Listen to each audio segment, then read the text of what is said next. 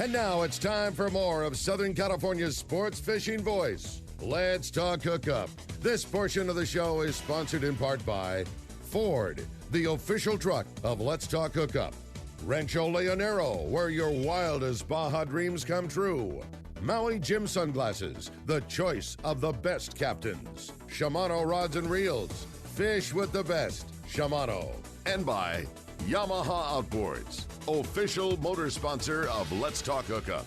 Here we go. Another great hour of Southern California's sports fishing voice. Let's Talk Hookup. Here's Pete Gray, Rock Cod Rick Mexa, and Corey Sandin. Welcome back. Hour number 2, Let's Talk Hookup, right here on the Let's Talk Hookup app and radio network. It's Pete Gray with Rock Cod Rick Mexa, world headquarters right here in Point Loma, right next to the San Diego landings. We're operating right here in our social distance area here. And, of course, we have Dave in the studio. Thanks, Dave, for all the hard work that he's doing, not only on the board, but also he's answering the phones, too, but running back and forth. So thanks for all his hard work. Jack Webster.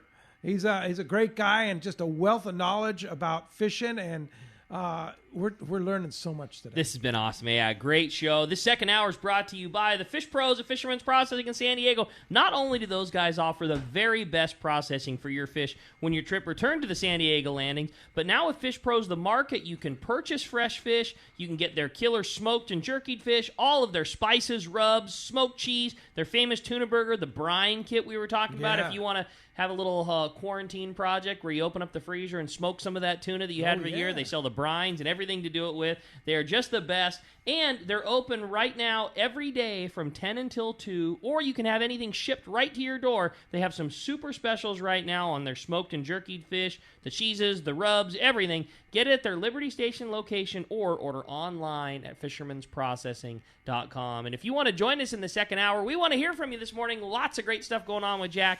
833-288-0973. Again, 833-288-0973 is how you reach us on Let's Talk Hookup this morning. Not only are you going to get a chance to talk to our buddy Jack, you're also going to get a shot at winning a full-day trip on the Liberty at a Fisherman's Landing. Once we get up and rolling, you're going to get in on that great yellowtail fishing at the islands, maybe some offshore tuna fishing. A great prize for one lucky caller at the end of the show today. Yeah, I might add to that Fisherman's Processing deal is like they'll also deliver in certain areas, too. Right. If you're near Liberty Station area in the general vicinity, Sean will drop it off at your house. And he'll bring you flour, he'll bring you toilet paper, paper towels. Yeah, they got all they've necessary got all stuff. the necessary stuff that might be hard to get, yeast, all that good stuff. Yeah, and he's also said, too, if you don't want to have any type of major contact or anything, you can make an online order. You can pay online. You can pay over the phone. Pull up right out front, give a honk on the horn. They'll run give them a call when you pull up. They'll run your order right out to you. You don't have to see anybody. You don't even have to get out of your car to get some killer Fisherman's Processing goodies. There you go. So check them out for sure. All right, phones are packed. Let's jump into it, Rick. You got it, buddy. How about we talk to Roger? Roger's calling us from Fullerton this morning. What's up, Roger? Welcome to the show. Great show this morning, guys. This is going to be over someday, and along with getting your tackle ready, get your body ready. Get those weights out. Because if you're not ready, those fish are going to be ready to kick your ass. So, good call. Get ready, guys. Yeah. Have a great show. Thanks, Roger. Thank you. All right. Thanks a lot for the call this morning. Appreciate that. That does free up the toll-free line at 833-288-0973. Be patient when you call, because Dave's got a lot going on in the studio there. He's running back and forth, and he'll answer your call. But 833-288-0973 is the number you want to get through. Talk to Jack, ask a question. There's your shot. That just like Mark from Santee. Mark, you're up next on Let's Talk Hookup. Thanks for calling, Mark. Hey, how you gentlemen doing today? Good morning. Great, buddy. Good. Good morning. My question is two questions, really. How long do you go out for, and do you have a quota? Well, it's how long we go out for. So the thing that's totally different than sport fishing is that you have to prepare for the worst and hope for the best. So you might put enough provisions on the boat to stay out 40 days. Wow. You can't. I mean, all your expenses are front loaded. It's just, it's the same in all commercial fisheries, and I think that's something that a lot of people just don't understand, is that you have all that risk out in front of you going just thinking, okay, now's the time's right. I'm going to get help from my buddies that are looking for the fish too. We're going to go and make this financially viable. So, I mean, early in the year, normally, talking about albacore fishing, you could go out for a long time because it's trolling and you're catching, it's not wide open fishing. You're catching some and, 100 or 200, maybe 50 or 25. It's rough weather, something like that. You're out for quite a while, but you got to meet those expenses. You got to meet those financial demands. Yeah, and that's that's what people don't understand. And albacore on the West Coast of the United States is an open access fishery. What do you mean by open access fishery? Well, I mean, guys can go fish for it. It's not like some of the permit fisheries like lobster or something like that. But you do have to have permits. You have to have a highly migratory species permit, and you have to have a high seas permit. You have to have things because it's a highly migratory fish. But to answer your question, no, there's not a quota, but the question was asked earlier, Roger, from Dawn about what makes it sustainable and things like that. I mean, you're out there essentially, our fleet on the West Coast of the United States, because we have not got subsidies from the World Bank or anything like that, and just essentially the guys have been getting pummeled by different organizations, all the fisheries. I mean, you should embrace these guys that are left. Comparatively speaking, what we have in the United States, and now we have this problem here with the virus, so it's affecting sport fishing, it's affecting tourism, it's affecting everything. These guys, part of the sustainability thing is traceability. Mm-hmm. In other words, I know those guys. I see them. They're down in my harbor, whether it be in Eureka, San Francisco, San Diego, Long Beach, and they're going to go out and catch fish. They're going to bring it back here. I know where it came from. That's, traceability, chain of custody. Some of these things are the 94% of fish that now is imported and consumed in the United States. You have no idea where it came from. They have no traceability. So some people demand that, but with fisheries that are playing by the rules, and especially the U.S. fishermen, that's a big deal. And so to answer your question about us having a quota for albacore, no, there's not a quota for albacore. But built in, you're out there in a 60-foot boat and you've been out for 10 days and let's just say you've caught half of whatever your expenses are. I'm talking about money now of what it costs you to get out. If it costs you $30 or $40 or $50,000 to start the season. And so then you're sitting out there going, it's going to get rough. Do I run the boat in? Or do I just stop and just don't fish, and I won't have the expense of running in, getting to port, and every time you get in, there's always inherent things that you have to fix or there's expenses or something. You stay out. And so then you have 3 or 4 days where you don't catch anything because you don't even move the boat. Wow.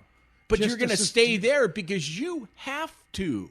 Right. Yeah. It's not like, oh, I'm tired. I'm going to go home. I'm going to get in my own bed. That's not happening. And that's what a lot of these, most of all these commercial fishermen, unless it's a local thing with lobster or something of that sort, but that's what the guys have to do. I mean, and you have to kind of put yourself in their shoes and think about it.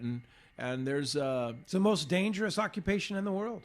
Right. And commercial fishing. And then so insurance and things like that. Yeah. Yes. But I mean, you're trying to make those decisions, Pete. Do I go in and be a financial failure? Or do I just stay? And to go back on your quota thing is, so what? So you have 4 days, you can't fish, you're just drifting so that you don't have as much expenses and you're going to be there when the weather gets better? Well, inherently, you've stopped fishing. So you've got built-in things that are happening to you as a fisherman out there that help with, it's not like you go out and identify the fish, the source, the resource, and catch it. It's not that simple. So there's things like that built in, especially with the pole and line fishery, because it's a finesse fishery that are going to help the fishery out. I mean, as far as the biomass. Yeah. So what's bad weather? When are you stopping the boat? What's considered? When are you stopping the boat? It's blowing? What's the sea condition? Well, yeah. I mean, so if you're in 25, the thing that you don't see down here, and I've spent a lot of years here, is really heavy, crazy currents. So you'll be at sea, and I was telling somebody the other day, we were just going up the coast to start our season. So We got up there by Crescent City. We're up Point St. George, and we're headed for Rogue River Reef, which, just below Cape Blanco. And so you're right in there close. Well, it's blowing 30 or maybe 35. Then we're getting beat up, but we're going along. You're going fine. into it. Yeah, exactly. It was northwest, so we're going into it. But at some point in time, the current was running into the wind. I mean, maybe at 3 or 4 knots. And it made that ocean just stand straight up. So it's the wind against the current. Oh, it can get nasty. And, so you're driving along and it's uncomfortable and you're concerned, but then you get to a point to where it can get dangerous really quick. And you have no control over that. Then what do you do? Yeah. And so you'll see that a lot of times in the fishing areas there offshore where there's real big heavy currents because that's where the big mixing of the water is and stuff. And and it might be like, hey, is this worth it? I mean, we're banging into it, just shipping heavy water. There's heavy water on the deck and stuff. Just stop. Just stop. Do you put a sea anchor out? Yes, we have those, and in certain conditions, the sea anchor. Yeah, we have big ones made by They used to be in San Diego. There's a parachute company. It's called Paratech Engineering. They're in Colorado now. But yeah, we have like a 32-foot custom made sea anchor with 400 feet of 3/4-inch line on it. Wow. So. Yes, in certain sea conditions, if you have multiple swell directions and stuff, sometimes it can be more uncomfortable to be on the sea anchor than it does just to drift. Jeez. So you try it. You give it a little test drive. You stop the boat. Not a drive. You stop the boat and say, hey, how's the boat feel? Is it riding good? Okay, it's riding good. Then that's what we're try saying. it out. Here we are. Exactly. But then there's other times where you're looking at the sea condition, then you're going to want to put that sea anchor out. Wow. Amazing stuff. Great, man. Hey, thanks a lot for the phone call this morning. All right. Hey, let's jump right back into the phones. This time we're going to talk to John. John's calling us from Huntington Beach this morning. Hi, John. Welcome to Let's Talk Hookup. Hey, good morning, guys.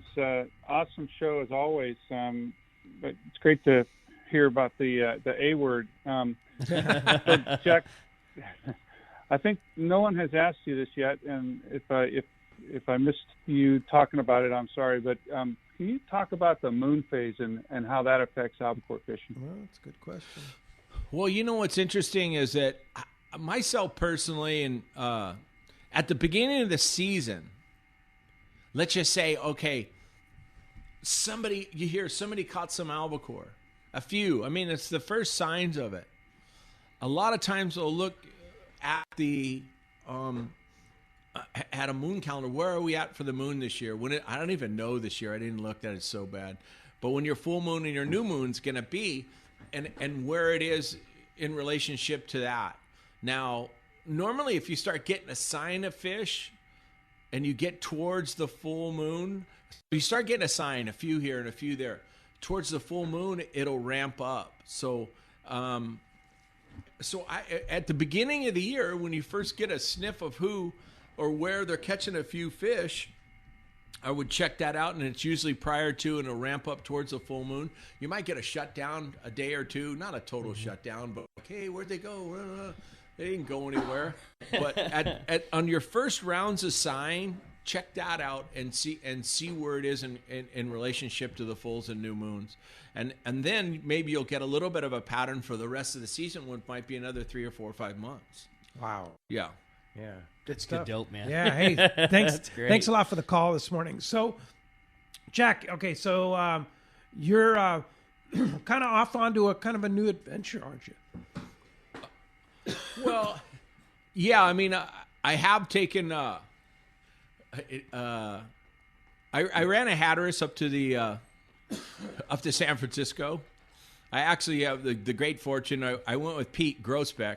Oh, cool. The Pete Grossbeck. Yeah, the Pete. I went with Pete on, and we've all known each other since, and we all did different things since, just out of high school in 1979 at the Cape, there was just a few guys down there. And he was one of them, so he's original equipment.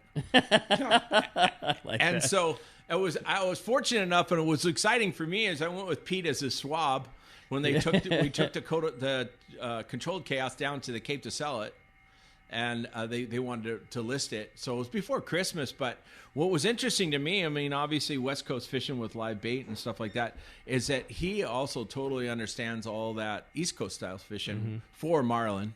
And we caught wahoo on the way down, caught some. And then below that, in those areas there outside of Mag Bay with ballyhoo and trolling around how they do it. Because and to me, that was exciting. You're always learning something new. And I'm sure that everybody on here is like, when they go fishing, they're always going to learn something new. So to me, it's totally interesting because we were using the teasers and we were using the dredges. I've never really seen those work.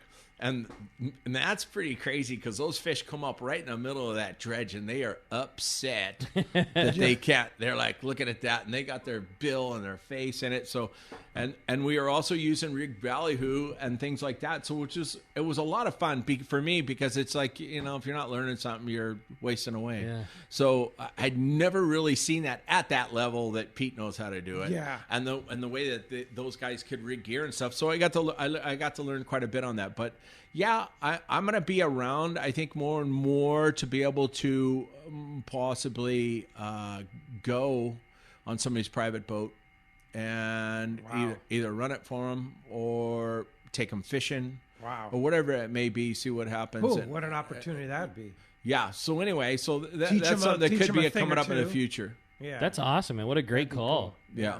That'd be nice. That people would be lucky to have you on the boat for sure. All right, well, let's find out what's biting out there, Ricky. You got it, man. It's time for our fishdope.com report. The man, Captain Dave Hansen, your saltwater guide, is standing by today. That catch report sponsored by Anza Knives, handcrafting knives in the USA for over 3 decades. Check out the Fish Pro series, the custom yellowfin and bluefin knives from Anza Knives. They're made from high-carbon steel, which holds a great edge, and they're easy to sharpen. Anza Knives are the finest fillet knives ever produced. Anza Knives also makes knives for military, law enforcement, and hunting. Check AnzaKnives.com for more details, and check out that Fish Pro series at Fisherman's Processing. Let's talk to the man. Captain Dave Hansen's on the line. Good morning, Dave. Hey, good morning, Pete. Good morning, Rick. And Bandini, what's going on, buddy? Not much, man. How are you? I am really, really good. I was just talking to Captain America, and he was letting me in on some secret dope on you, and he's listening. He's listening right now, so we're both excited. Nobody understands what they got their finger on right now. This guy right here that you guys are listening to, this is the show you want to listen to. Jack is the man. Well, so you want to pay attention? Say hi to Steve when we're done here, but yeah, he's awesome. He makes me laugh, and he has a wealth of knowledge and a smart guy, too. Oh, absolutely. I was going to say, I was online waiting to get on here, and I'm like, we got to talk about the trip you took the boat down with Grossbeck. Mike was telling me that you are one hell of a caster off the bow. You are like the man. I had Pete giving me a bad time because I go up there and we're going to cast, with a live bait with a mackerel, and Pete was just giving me a bad time. I was like, just stop yourself. He was losing his mind. Yeah, I'd like to see those two, from up top in the pointy end yelling back and forth at each other. Yeah, I'm in on that. Well, it got so bad that Pete threw the bait scoop over the side. I believe every bit of that. Oh my gosh! Oh, yeah. That Pete Grossbeck. Oh. I wish I had some stuff to report about fishing, but as you guys know, the weather's been kind of crappy all week, and so there wasn't a lot. There was a little bit of rockfish caught. No one really got to go out and go look around offshore. I know there's fish out there, but we just need the weather to calm down. We need this virus to go away. We need to get out there and go fishing. I just wanted to throw some things in about Jack. I'm going to go back to listening because I'd rather listen than listen to me babble. I hear me talk all day. Yeah. Well, hey, I'll tell you what, fishdope.com, even though there hasn't been a lot of coverage, they've got coverage. They know they're every day.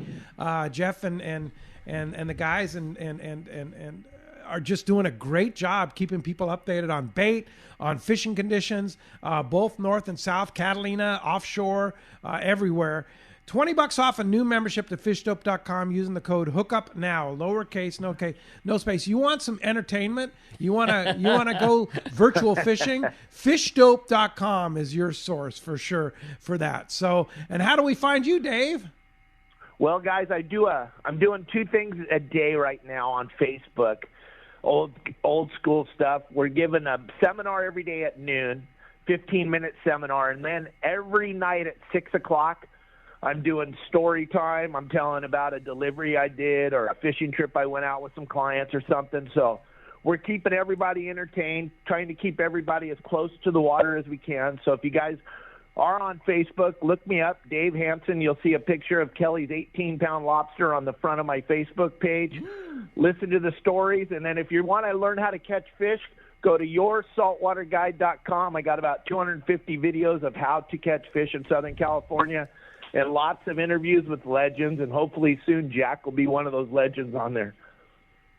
There you go. All right. Well, thanks, Dave. Appreciate that very much. And we'll talk to you, hopefully, have a lot more information and talk to you next Sunday. We'll have a little more fishing to talk about. Yeah. Appreciate it very much. Hey, 2 years ago, Gamakatsu set out to develop a hook that was light enough for a live bait to swim naturally, yet strong enough to handle your next trophy bluefin or yellowfin. The answer? The Gamakatsu Nautilus Heavy Duty. The new Gamakatsu Nautilus HD is available with a solid ring as a ringed hook or as a standard hook. You can get it at selected tackle stores and be ready to get bit. Phones have been packed solid all morning. If you want to get your shot to get through, it's 833-288-0973. Let's jump into it. You got it, man. Harry in La Jolla is up next on Let's Talk Hookup. Harry, thanks for hanging in there with us. Good morning. Since there hasn't been any fishing or any activity recently, what do you anticipate when we do get back out there? Will the fish be more concentrated? Will they be spread out? Will they be more aggressive? Do you have any idea what we should expect when we actually get back out? Jack? I mean, unless it's the height of the season where there's really congregated boats together, the kind of pressure that goes on right now, I don't think it have great effect on how that fish acts. I mean, there's certain times of the year. I know when I went out with my buddy last year outside the Coronados, there was a lot of boats in a small area, and they were all still catching fish. So certain species, I'm sure, to pressure inshore rockfish or things of that sort. But as far as these bluefin and stuff goes, which have been your mainstay of your pelagic fish outside of here, I wouldn't think there'd be much of an effect. Maybe on some of the yellowtail fishing there would be, but I don't really think there'd be a great effect, but it sure would be fun to be the first guys out there and be like, right? Look at this. When the that barn thing has doors long come fins. Up. Yeah, exactly. So it's going to be exciting no matter what happens. You think it's going to happen? I mean, could it happen? What, albacore? Albacore? The A word? Yeah.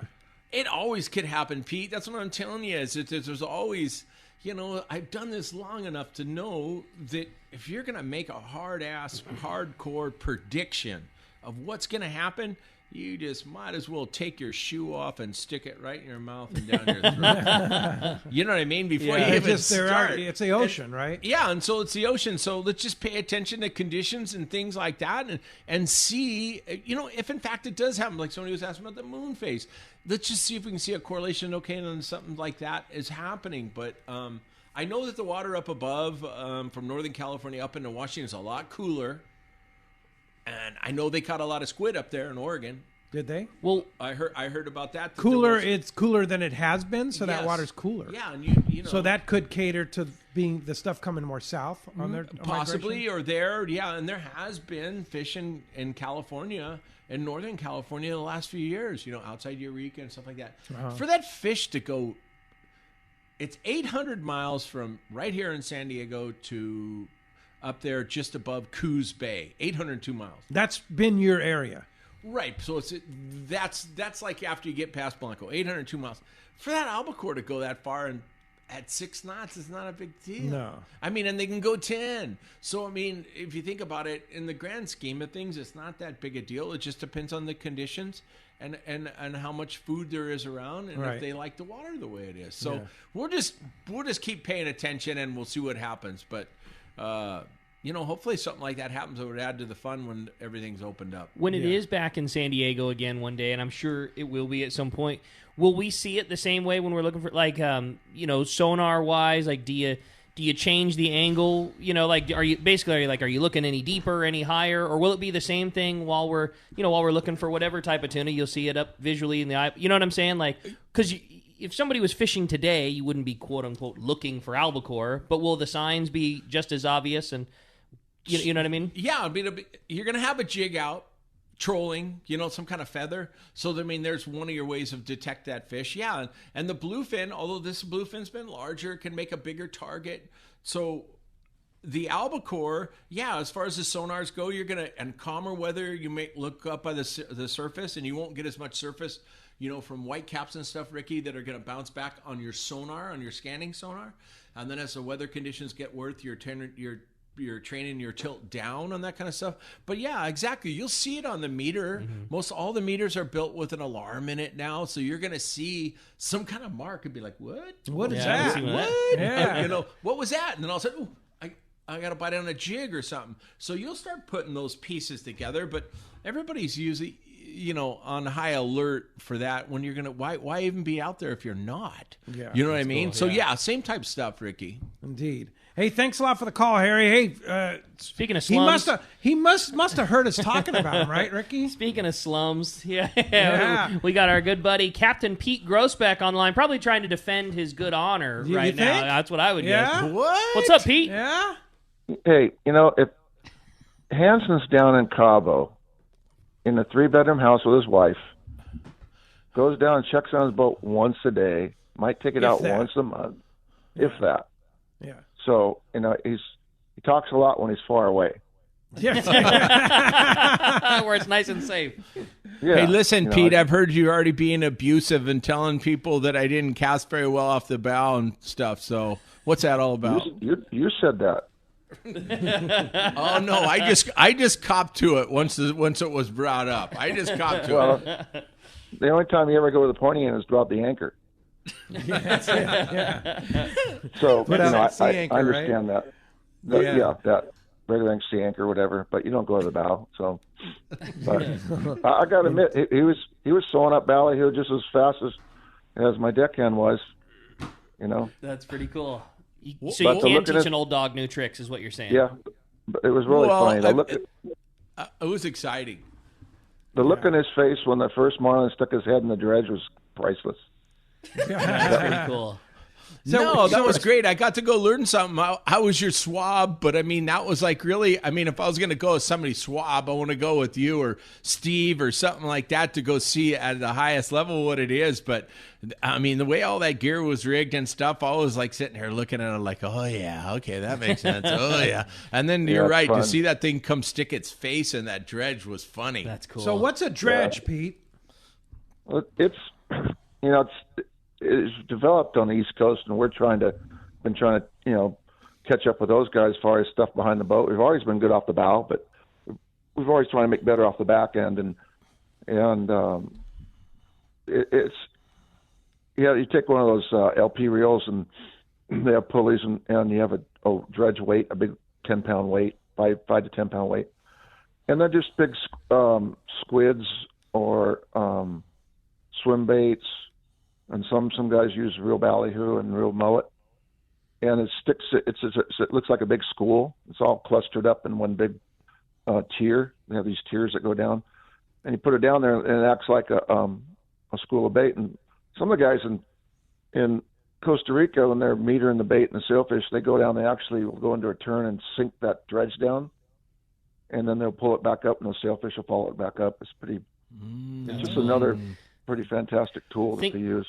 Think about a spreader bar, which is something that a lot of us have probably seen or can visualize really easy. So think about a spreader bar and then take another spreader bar and cross them in half. And then maybe on some of them, maybe take even yet a third one, like you're making an asterisk almost, and then hang lines off of every one of those. So if you took 2 or 3 spreader bars together and then sunk them down in the water, you could imagine like there's a big old cross section, a whole bunch of baits behind it. Yeah. So it just looks like you're right, and that looks just like a big ball of bait. So you're standing on the deck, you're looking down, the water's so clean. The first time Pete was laughing at me. He was up top driving the boat, and I'm looking down at it. I could see the marlin coming up behind it. I'm thinking to myself, what the hell's that? Then all of a sudden, it just was in the middle of that thing, I'm going to use the word upset, because it was trying to eat that stuff, just banging everything around in there. So it was really interesting to watch, Pete. Wow. Yeah. So what was even better was that we got to see one of the old days wahoo stops that we haven't seen in a long time.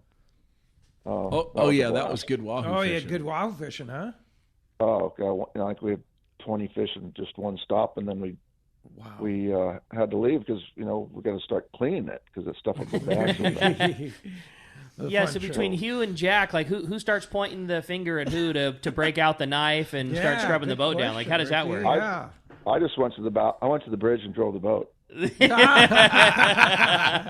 So what's it like having Jack Webster as your deckhand, huh? You can sleep at night when you're on watch. When I'm not on watch.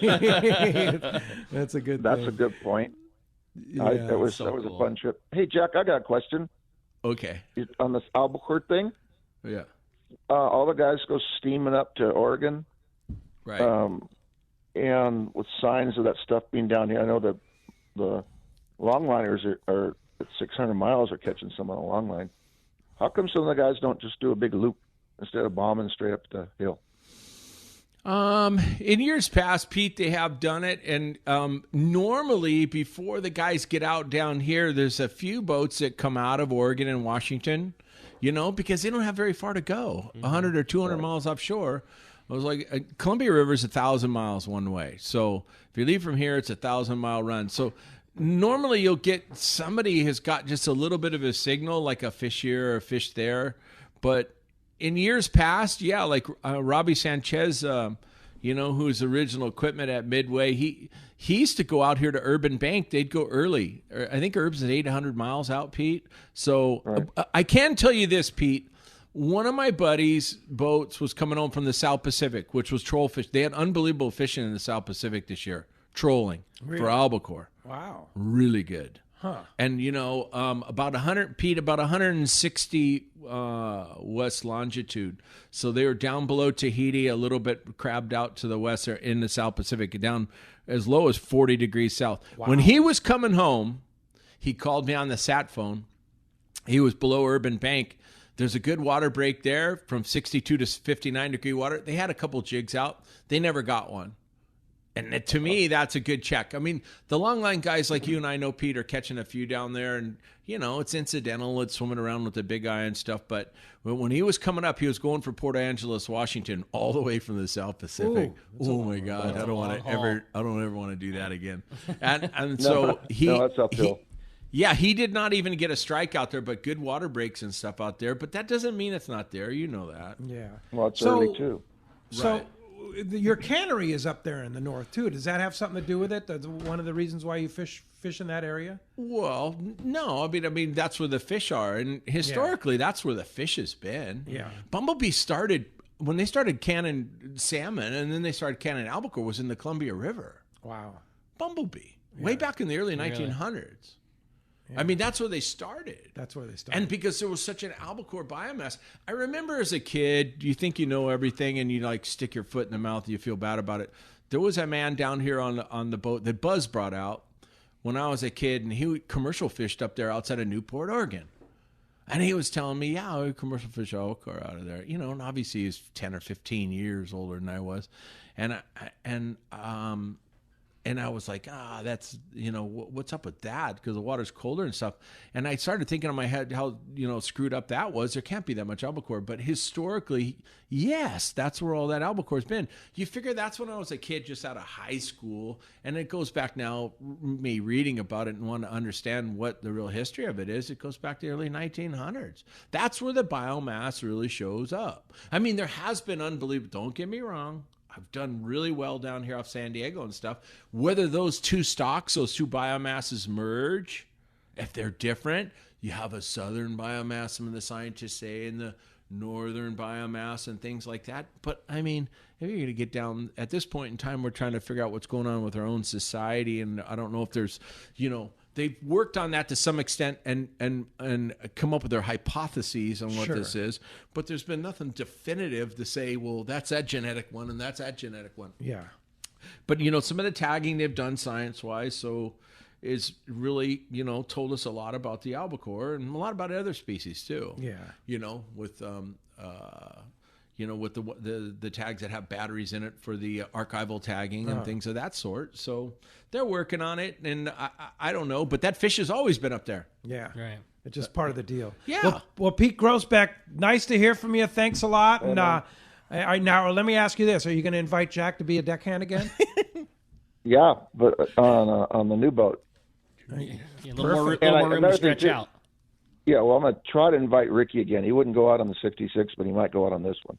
72's got a bigger stateroom. Yeah, of course. I'm just kidding. Hey, Pete, appreciate the time. One more thing, too. You talk about the albacore, and, asking about, you go out and trying to find a sonar and stuff. And, you always go out and you try to find the tuna. Well, once you get in the grounds, the albacore finds you. That's a good call, right? Yeah. You just got to be in the zone, right? I'm just excited for Fisher. We get to hear the clicker go off again. Yeah. It's been a long time since that's happened. And that's interesting, Pete, because you always think we're the smartest and we found the fish. No. They found us. No. Albacore find you. We did that. We did that last year. We did it last year in the 44 up above southwest of Fort Bragg, and we had 45 fish one day, and they're just as bloody and just as stinky. And so everybody listen to that. That was Pete last year. He ran up there above Bodega Bay from Half Moon, San Francisco area, ran up there and was outside of, just below Punta Arena. So Punta Arena is 39 degrees north. So there's fish been encroaching into California, and guys, and everybody knows this, Fort Bragg and things like that. He just ran up there to fish it, but so you don't ever know what's going to happen. There's been fish down there, but that normally is a really hideous area for weather. Oh, really? And you have to pay close attention. I don't care if you're on an aircraft carrier. Hey, Pete, thanks a lot for the time. Appreciate the call this morning. That was fun. Hey, when we come back, we got a lot more Let's Talk Hookup coming your way. More of your phone calls, more great information. You stay tuned. You're listening to Southern California's sport fishing voice. This is Let's Talk Hookup on the Let's Talk Hookup app and radio network. One of the dream trips for most anglers is Alaska. There are so many lodges. How do you make a choice? It's easy. Choose the one most Let's Talk Hookup listeners return to time after time. Kingfisher Charters in Sitka, Alaska. No one does it better than Kingfisher Charters. They offer the best service, the most comfortable accommodations, fantastic food, and the finest charter captains in Sitka, all for the ultimate value. One visit and you will understand why nobody beats Kingfisher Charters. Sitka is famous for some of the best runs of salmon in Alaska. And if giant Alaskan halibut is your target, the expert captains at Kingfisher Charters know the hot spots and can put you on a fish of a lifetime. Plenty of rockfish and huge lingcod are there too. And when it comes to fish processing, the best in Alaska is Kingfisher Charters. It's all included in your package. In fact, everything is included except tips. It is truly amazing how the Kingfisher crew continues the quality of service they deliver year after year. Kingfisher Charters, 800-727-6136, or check kingfishercharters.com. Fifth Avenue Insurance has a new name. It's Snap Insurance, still providing anglers and boaters with the best in boat insurance and the lowest rates. The experts at Snap Insurance will make sure your boat and property are covered right. Traveling to Mexico? Snap has you covered. You can even work with your agent to wrap your home and auto with your boat policy to save even more. Call them for advice on your current boat policy or any of your insurance needs. Snap Insurance, 800-527-6617 or snapins.com. That's SNAPPINS.com. All of us at the American Angler family want to express appreciation to our regular passengers that fish with us year after year, and to the new anglers that came out this last season. We realize how precious your vacation time is, and we are truly grateful that you have chosen to spend this time with us. It's important that your experience is memorable, from the moment you call the office to the time you step off the boat. Hi, I'm Lori. Call me at the office, 619-223-5414, or check us out at AmericanAnglerSportFishing.com. Come fishing with the American Angler family and make a memory.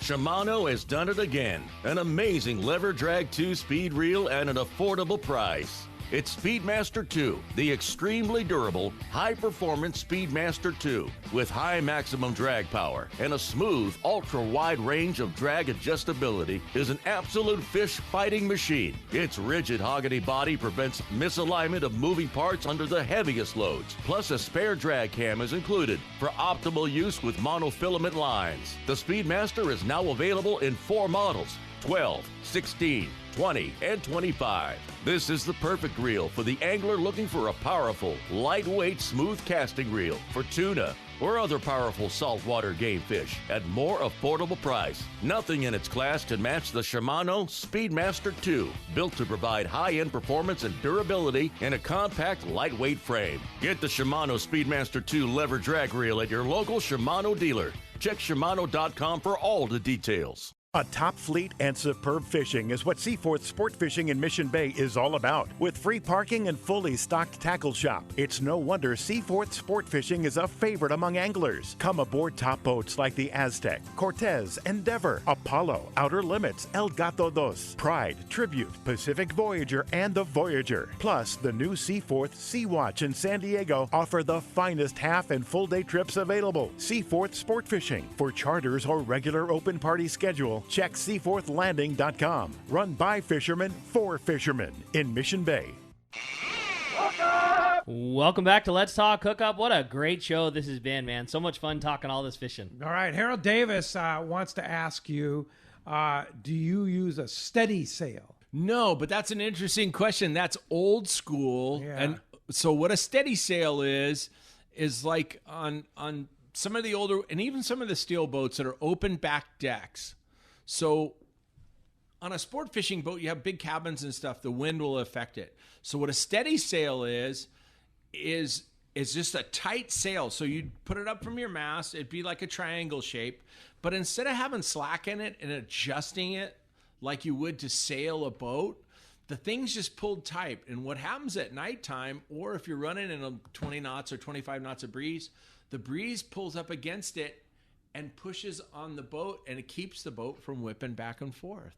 It's a steady sail. And if you think about it, so in other words, it might heel the boat over just a little bit, but it keeps it from whipping back and forth. It's interesting, and that was an old school deal on salmon boats, albacore boats. But most of the boats don't have those anymore. No, and like the halibut schooners from up in Alaska, you see those wooden, beautiful from the 1920s that are still working. Yeah, I mean, how badass were they built? Yeah, they have a steady sail like up in the bow and stuff. So that the Harold, that's old school. I never had one just because we had too much rigging there. But when I first went to Midway, there was a group of guys that came out of Moss Landing. They called them the Slew Crew or the Dirty Dozen. and those guys were some of the best on those smaller boats. They all came out of Moss Landing and fished albacore and salmon and crab. Yeah. And they all had steady sails. That was their moniker. You'd look up, oh, here they come. Yeah. It looks like a shark fin on the horizon. That's the old school good question, Harold. The old school seakeeper. Yeah, old school seakeeper. Exactly. Yeah. And happy anniversary, Harold. We mentioned it yesterday. 50 years that Ardith has been putting up with Harold. So happy anniversary for sure. Let's go ahead and jump back on the phone. You got it, buddy. Well, they're packed solid. Next up is Gus. Gus calling from Burbank this morning. Hi, Gus. Good morning. Yo, you guys. Yo, Gus. Hi, Gus. Good morning. Hey, I'm just calling to tell you what a great show this has been, and to find out a little more about your product, the canned albacore, and where we can get it. Well, it's a national product for Whole Foods, and you can also order it online, or if you look on the computer and look up American Tuna, you can order it. It's warehoused down here, and they'll send it out to you. So you don't even have to go to a store. There's been a big uptick in the sales there out of the warehouse since there was, anything that's high protein like that and such a good product and shelf stable. Right. Kind of like really during this last couple months has really been a really sought after product, Yeah, and nothing's higher quality than that pole-caught American tuna. And just always remember, pole-caught American tuna here from the West Coast, it's once cooked in the can. So it's filleted, it's put in the can. So all that omega-3 and stuff is just so good for you. It stays in the product. So when you dump the product out, make sure and mix that in so that it's so that moisture will go right back into the meat, and that is omega-3. You want it. The numbers on the omega-3 values for that 2-ounce portion is wild. It's as much or higher than what you can buy in a pill to eat omega-3 from the pharmacy if you're going to eat it as a supplement. So, it's awesome. If you eat a can of American tuna, you wouldn't even fathom that it's the same thing as an inexpensive can of something that you might be used to.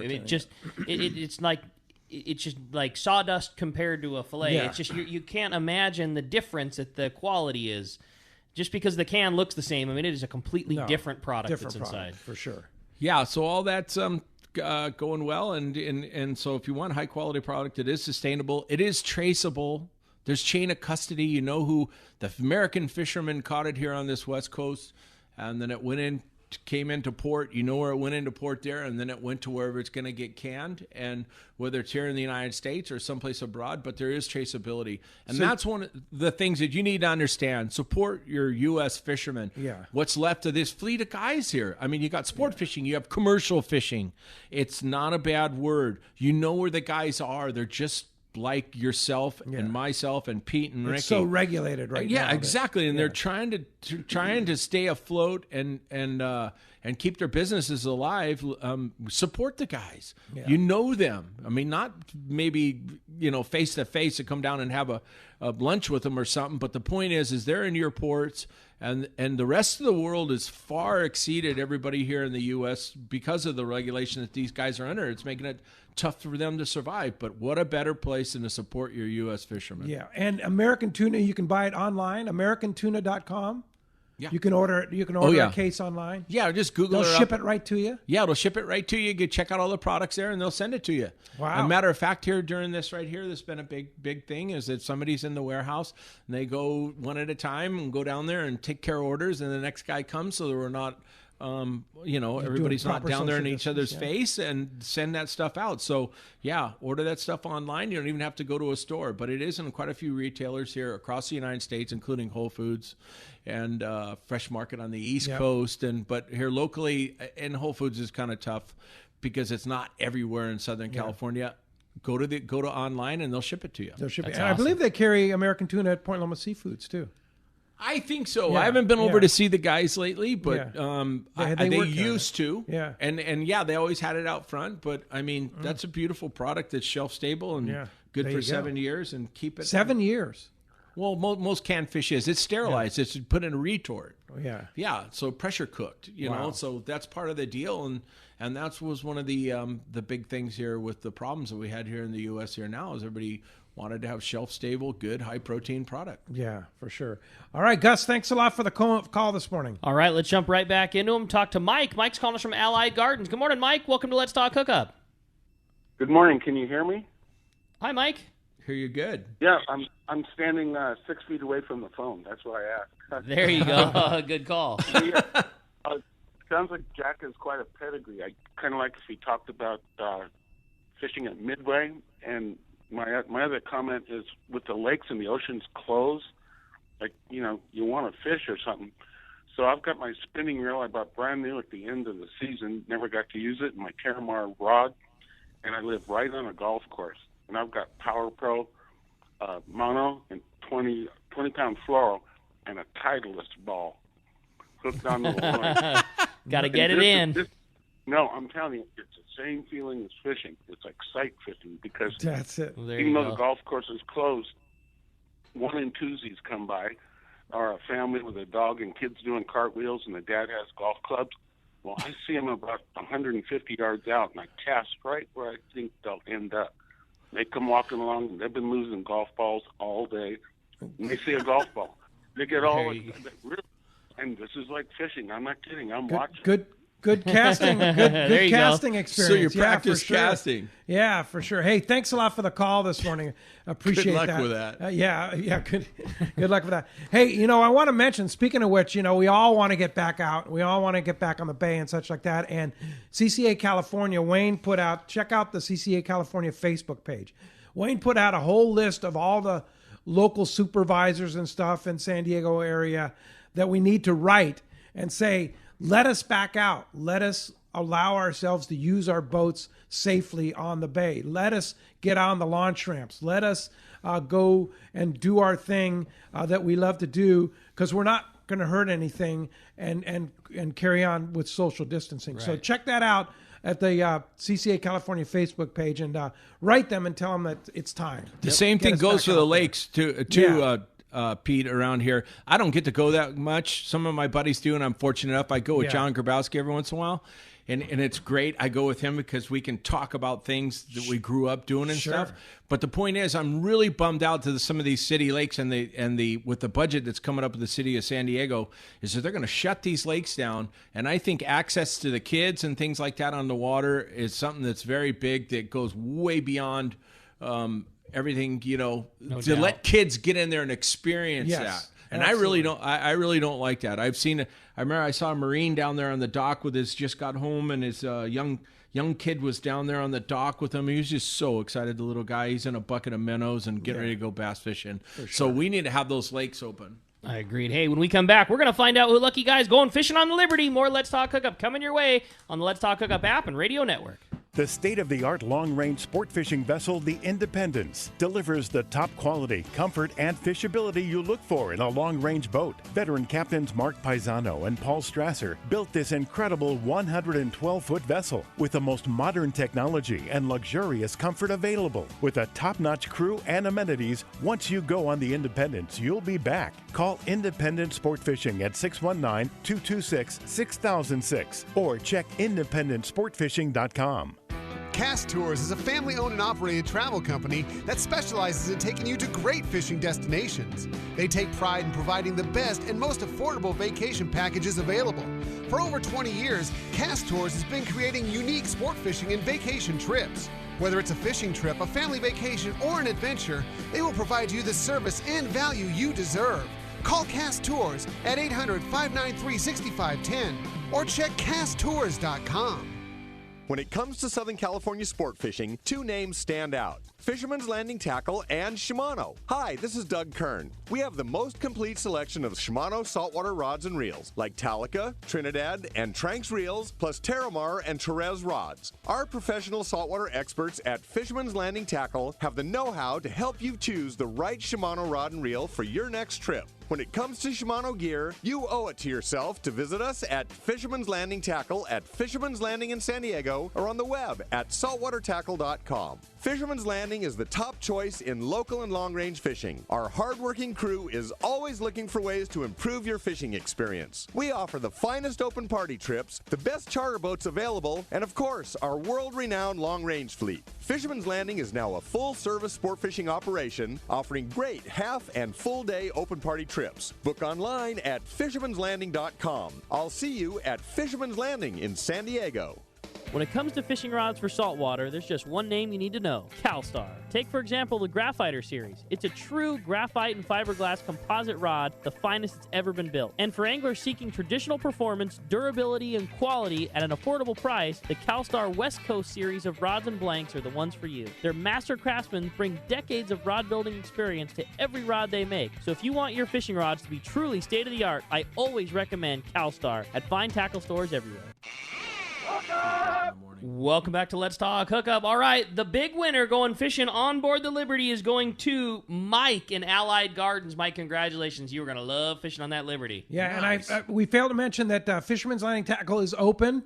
Takeout business, right? Yeah, come on down. We're still doing the sale. 10% off reels, 15% off rods. 10% off reels. 20% off all lures, jigs, hooks, Holy etc. Yeah, mackerel. it's a really good sale. It's been super successful, and we've been super busy with it. So, yeah, call us, email us, whatever you want. Come on down. We'll bring the gear right out to you. They'll bring it right to you. Yeah, got just it. call them and tell them what you want. They'll give you the deal, right? Same expert there. advice as Yeah. all the boys are there on the Yeah. phone. We'll answer whatever you need. Rods, reels, we'll talk you through it. So you're open every day? Every day, yep. Every day from 9 to 2. All right, very good. Jack Webster, never enough time. Thank you very much. Thanks for having me, Pete Yeah. and Ricky. It's good to see you guys. Yeah, great And it's to see good. you. Actually, I kind of had fun to come down here by the water. I'm looking out the window. I see boats in the water, and I'm good. Well, So- we'll have you back, I hope. And Yeah. good luck to everybody. Everything's going to be fine. They're going to get this straightened out, and we're all going to go back to our world. Yes, indeed. We're looking forward to that. Of course, don't forget, AmericanTuna.com. Order that great product and support the American fisherman for sure.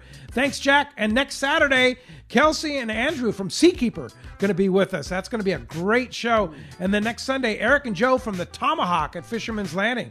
That's going to be awesome, too. Thanks to Dave in the studio for all he does. And, of course, Adam Clark, our main man on the archives. And we'll see you right back here, 7 to 9 a.m. next Saturday and Sunday on the Let's Talk Hookup app and radio network.